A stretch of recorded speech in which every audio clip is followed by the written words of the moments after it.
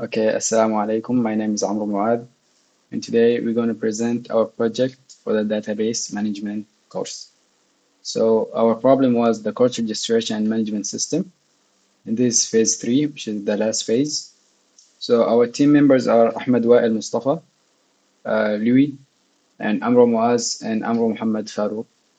So, I'm going to do the first part, me, Amro Muaz. So, the introduction and project overview.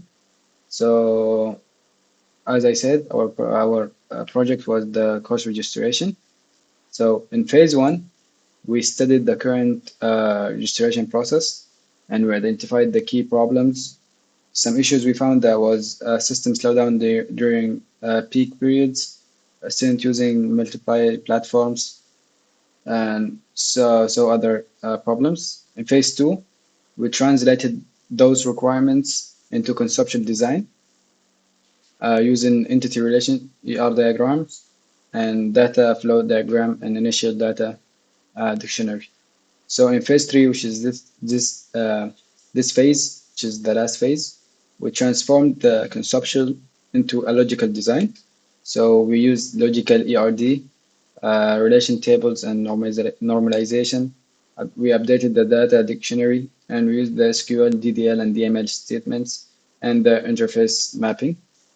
So in the conceptual design, as you can see, the main entities and relationship were student, faculty, lecturer, course section, and registration.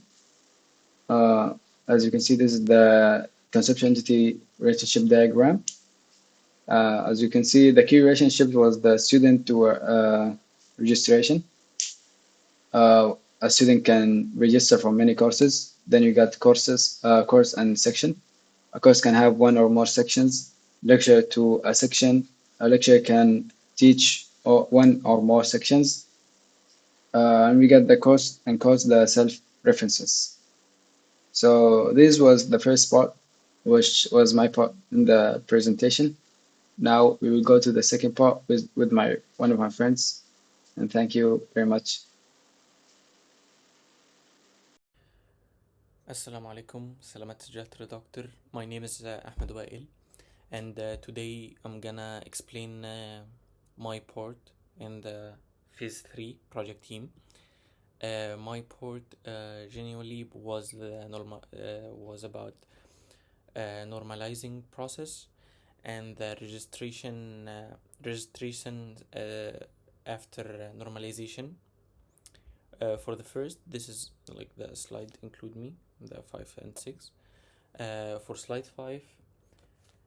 5 here, I will explain the normalization process used our database design.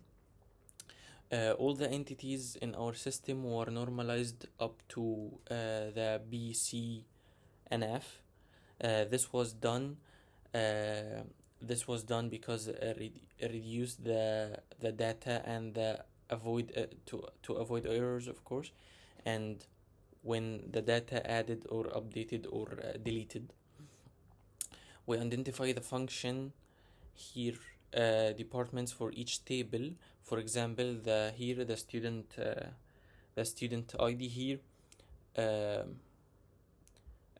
for example, and the student information, course code, also course details, and the credit hour too, by making sure that every non-key attribute depends only on binary key.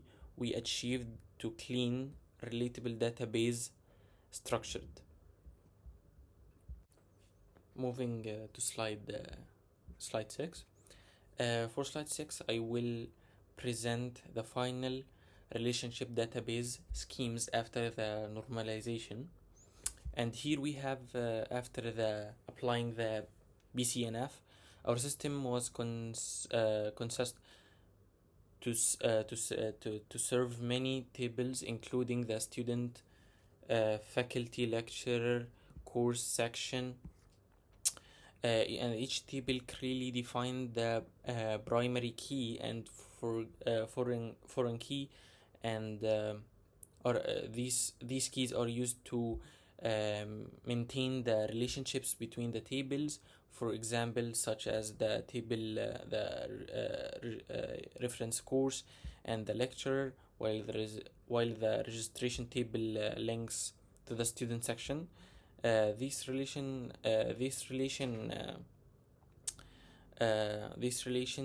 support core system function such as the course registration, and not just this, uh, uh, and only the section and the capacity control too.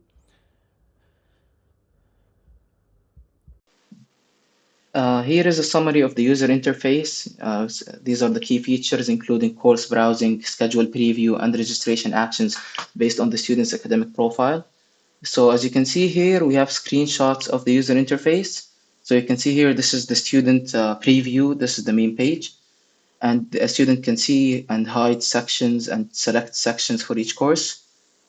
As you can see here, full sections cannot be selected. And there's also course prerequisite verification. So as you can see here in database systems, if there are any missing prerequisites, the student will not be able to register for this course. A student can also preview like his timetable before registering for a course. So yeah, this is, for example, a sample timetable. And if a conflict is detected in the sections and in the timetable, then this pop-up notification will show up.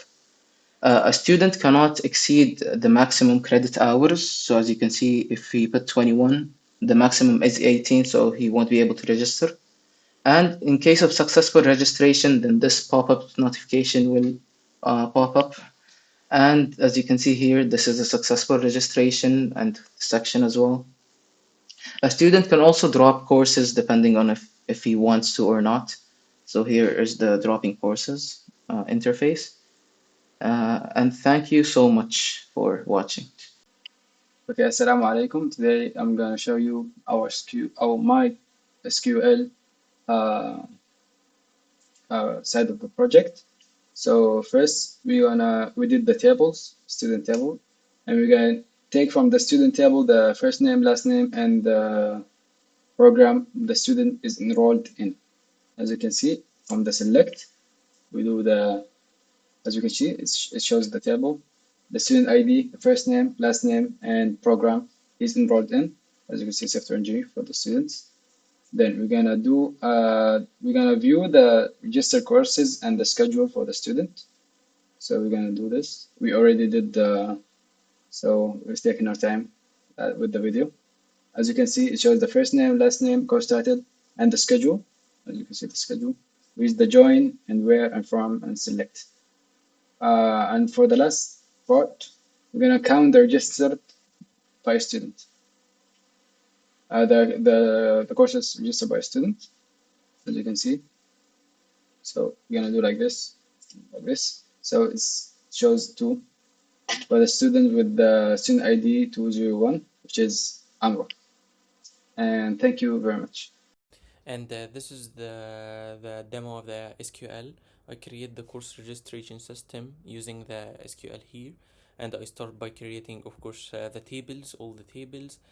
Then I instruct the simple data for the represent real university.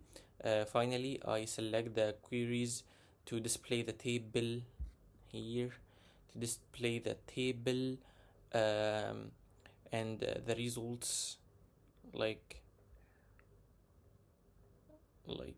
what you see here, doctor. This is all the results, and this is all my ports, and this is all for me, and thank you. And now on to SQL. So let's start with the first query. We have view lecturers and their faculty. So if we paste this into the SQL, this will show us the names of the lecturers, the first and last name, along with the faculty they teach in. So faculty of computing, for example. And now the second query, which is view which lecturer teaches which course. So if we paste this into SQL, as you can see, also the names of the lecturer and along with the course title. So for example, Ali Hassan, and the course title is Programming Technique, or Sara, in this database engineering, for example. And the last query, which is count the number of sections taught by each lecturer. So if we paste this into SQL, as you can see, for example, here you have the lecturer ID and the sections that they teach. For example, section 2, section 1. We can also format the query in order to include the lecturer's first name and last name. But for this case, it's the lecturer ID and along with the total sections. So yeah, and thank you very much for watching.